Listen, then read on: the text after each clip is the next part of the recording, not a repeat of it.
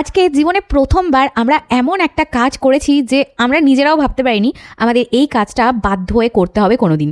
তোমরাও যদি শোনো আমি শিওর যে তোমরাও চমকে উঠবে, কিন্তু কি করবো বলো, আমাদের কাছে সত্যিই কোনো আর উপায় ছিল না। তো তোমরা ভিডিওটা শেষ পর্যন্ত দেখতে থাকো, সবটা বলছি। তো আজকে আমার একটা বড় দায়িত্ব পড়েছিল, যেটা হলো আমাকে হাতে ফুচকা বানাতে হবে আর বাড়ির সবার জন্য, কারণ আমাদের সবার ফুচকা খেতে খুব ইচ্ছে করছিল। আর আমরা যেহেতু বাইরের কোনো খাবার খাই না, তাই বাড়িতেই আমরা ফুচকা বানাবো এটা ডিসাইড করি। তো সবার আলাদা আলাদা কাজের ভাগ পড়েছিল আর আমার পড়েছিল ফুচকা বানানোর দায়িত্ব। তো আমি একদিকে লেগে পড়েছিলাম ফুচকা বানাতে, আর ফুচকার জল, আলু মাখা, চাটনি এই সব বানানোর দায়িত্ব ছিল আমার দাদা বৌদির। আজ বাড়ির সবাই মায়ের বাড়িতে গিয়ে একসাথে ওখানে আমরা বানিয়ে নিয়ে গিয়ে ফুচকা খাবো। আর সেই মতো দেখো আমি কি খাটনি করছি এখানে। আর ফুচকা আমি জীবনে প্রথমবার বানাচ্ছি, মানে আমার এত টেনশন হচ্ছে। আমি সত্যি জানতাম না কিভাবে ফুচকা বানায়। তার আগে আমি এই জন্য ভিডিও দেখে এসেছি। তো এখানে যে যার জন্য দেখতে পাচ্ছ আমি পরিমাণগুলো সব ওয়েট মেশিনে একদম মেপে নিচ্ছি, যাতে পারফেক্ট হয়, কোনো ভুল না হয়। কারণ ফুচকা বানানো কিন্তু ভীষণই কঠিন একটা কাজ। দেখে মনে হয় খুব সহজ, কিন্তু অতটাও কিন্তু সহজ না। ফুচকার আটা মাখাটা কমপ্লিট আমার।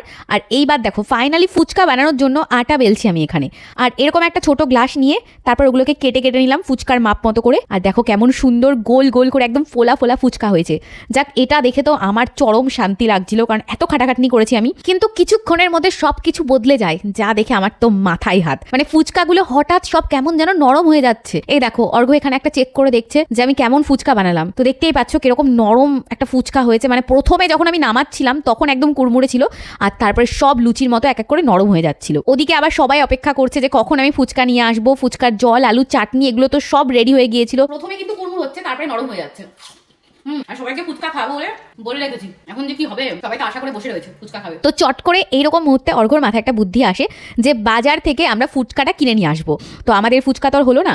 মনটা তো খুবই খারাপ ছিল, কিন্তু আর কি করা যাবে বলো তো, আমাদের আর কিছু করার ছিল না।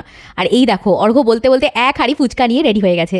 যা দেখে তো আমি পুরো চমকে গেছিলাম। কিন্তু একটা সমস্যা ছিল যে বাইরের ফুচকা এনেছি, এটা জানলে কেউ আবার যদি না খায়। তো এখানে এই যে অর্ঘ্য গাড়িতে ফুচকাগুলোকে তুলে দিল। তো আমরা চলে এসেছি ফাইনালি মায়ের বাড়িতে। আর এখানে দেখো আমি ফুচকার হাঁড়িটা নিয়ে ঘরে যাচ্ছি। আর এই দেখো দাদারাও ফুচকার জল, আলু মাখা সবকিছু নিয়ে চলে এসেছে। তো প্রথম দিকে জানো তো সবাই ভেবেছিল এই ফুচকাগুলো আমি বানিয়েছি। সবাই তো পুরো চমকে গিয়েছিল। আর আমি যে ভেতরে ভেতরে কি খারাপ ফিল করছিলাম কি বলবো তোমাদেরকে, কাউকে বলতে পারছিলাম না সত্যিটা। তারপর ফাইনালি আমি সাহস করে সবাইকে বলে দিই, কারণ আমি কাউকে মিথ্যে কথা বলে খাবারটা খাওয়াতে পারবো না। এটা আমি আমার ভেতর থেকে একদমই চাইছিল না। কিন্তু মজার বিষয়, ব্যাপারটা যখন সবাই শুনেছিল কেউই কিন্তু রাগ করেনি। উল্টে সবাই আমাকে বলেছিল আমি যদি এটা না করতাম তাহলে আজকে কারোরই ফুচকা খাওয়া হতো না। আর এই দেখো আমাদের সবার বড়দের তালে কিন্তু তানিও ফুচকা খাওয়াতে যোগ দিয়েছে।